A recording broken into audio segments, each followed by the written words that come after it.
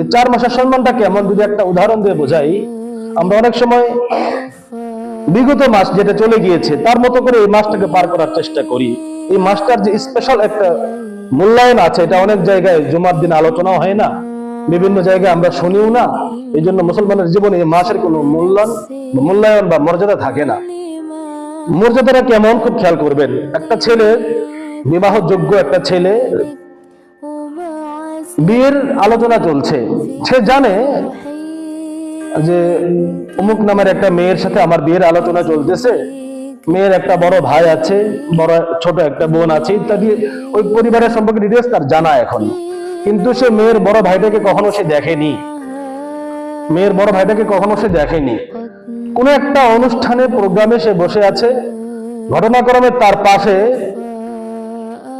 চেয়ারের মধ্যে মেয়ের বড় ভাইটা বসা, সে জানে না। হঠাৎ গল্প গুজব করতে করতে এক পর্যায়ে কি জানলো যে না, এই লোকটাই আমি যে মেয়েটাকে বিয়ে করতে যাচ্ছি, এই মেয়ের বড় ভাই। আচ্ছা বলেন তো, জানার পর সে একটু আগে যেই ভাব ভঙ্গিমায় বসেছিল, সে কি ওই ভাব ভঙ্গিমায় থাকতে পারবে? না।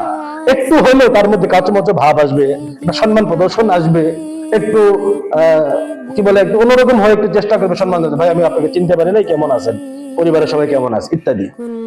জাস্ট এই সেম উদাহরণ এরকমই। আমরা মুসলমান, আমরা আমাদের সামনে যে কাঙ্ক্ষিত বস্তু, কাঙ্ক্ষিত সময় রমজান মাস আসতেছে, রমজান মাসের আগে, রমজানের আগে যে মাসটাকে প্রাধান্য দেওয়া, একদিক থেকে বোঝা যায় রমজানের থেকে মাসের মূল্যায়ন কোনোভাবে কম নয়।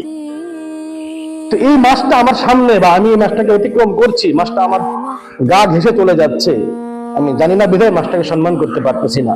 যখন জানলাম যে এই মাসটা রমজানের প্রস্তুতিমূলক মাস, রমজানের আগে মোকদ্দম করা হয়েছে এই মাসকে, অবশ্যই আমার আপনার অন্তরের মধ্যে এই মাসের প্রতি একটা ন্যূনতম সম্মান প্রদর্শন হওয়া উচিত। কথা বলেন ঠিক কিনা?